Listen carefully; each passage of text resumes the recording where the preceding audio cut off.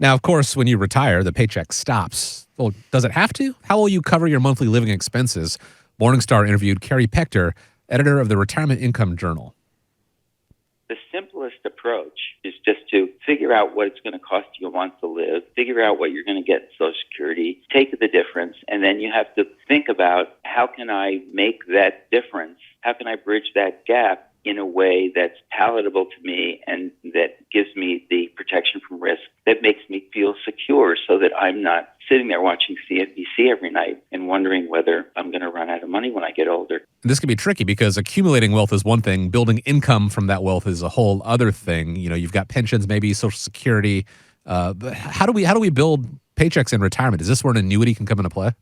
That's a great question. In fact, Chaz, I know, I've been in this retirement system here for 30 years, working with retired people and with Medicare and talk about Social Security and that. And I listen to a lot of your events that you and Nolan do, and when we talk about Social Security. One of the things you always do is you talk about the reasons why you want to put off taking Social Security as long as possible.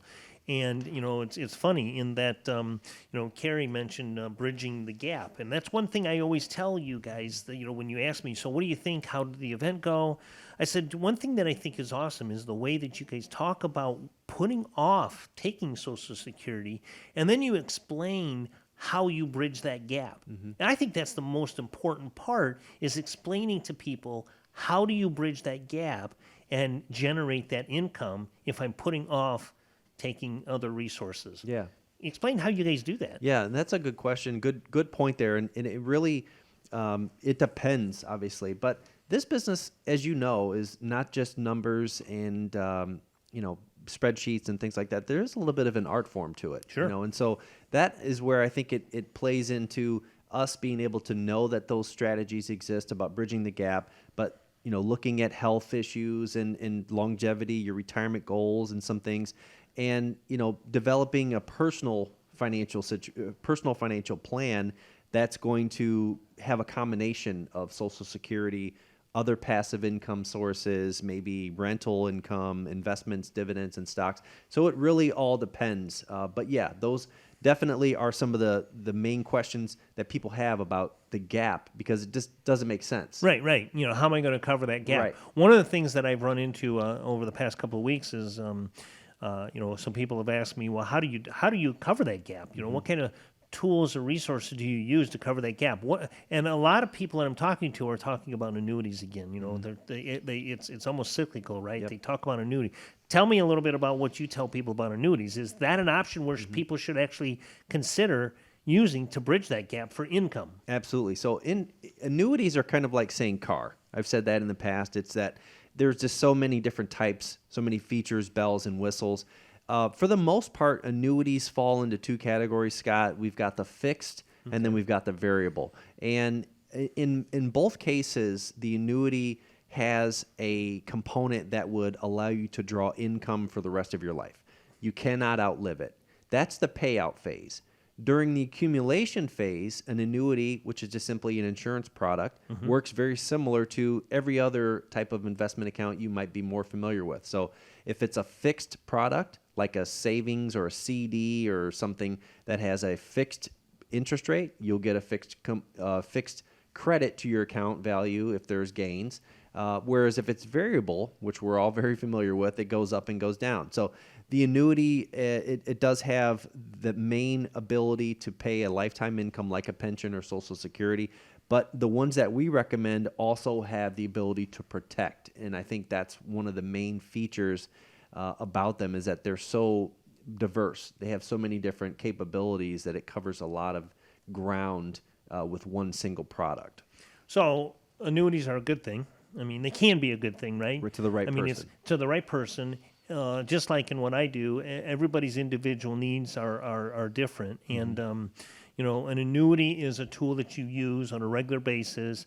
It's part of that independent income system. That's one of the, like I said earlier, that's one of the pieces of the investment pie, right? Yeah, Would you not agree? Exactly. And it's usually perfectly designed for that 5 to 7 to 10 year bucket. We generally, a quick overview of the independent income system, We've got money for the first 1 to 3 years, 3 to 5, 5 to 10, so on and so forth. So we have about 6 different buckets of money, and that annuity is perfect for that 5 to 7 year time frame because it does generally have some timed maturity. There's a period of time when you can't access 100% of the money, but in many cases, like we talked about, you don't want to completely cash out your investments all at once. You want to have a steady income stream. And I think that's one of the paradigm shifts that people start to learn as they are transitioning from that growth stage, as Chris was talking about earlier, where my goals are based on just accumulating as much wealth as I can, to now converting that wealth into reliable income streams that you cannot outlive, so that the bills are paid, the lights are on, food's on the table, kids are taken care of. If maybe we have to hold off on making a trip or doing that big expense or that improvement a year or two, that's fine, but you're never going to lose the game by having guaranteed sources of income like Social Security, pensions, rental, dividends, and annuity income that meet your guaranteed source of expense. Sure. Especially if you can have that guaranteed income covering your monthly expenditures, not talking about vacations and things like that, but your day-to-days, your bills, your normal healthcare expenses, quote unquote normal. We talked about long-term care earlier. If you can do that, then you can have money tied to the market and realize that the fluctuation of it isn't going to jeopardize your day-to-day. Finding that right balance for you all comes down to sound like a broken record here, but having a plan. That is what is most important as you go into retirement. Having a plan and being able to stick with that plan, revise it as things happen and change along the lines. That's where the team at America's Retirement Headquarters comes into play to get started with your plan. 419-794-3030. One last time, 419-794-3030. You can always find them online, arhq.com.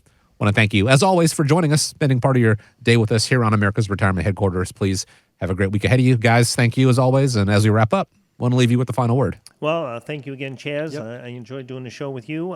Thank all the listeners out there. Here's a little tip for you. Retirement is when you stop living at work and begin working at living. Thank you all for listening, and you can join us every Saturday at 12 to 1 on WSPD Talk Radio. Thank you.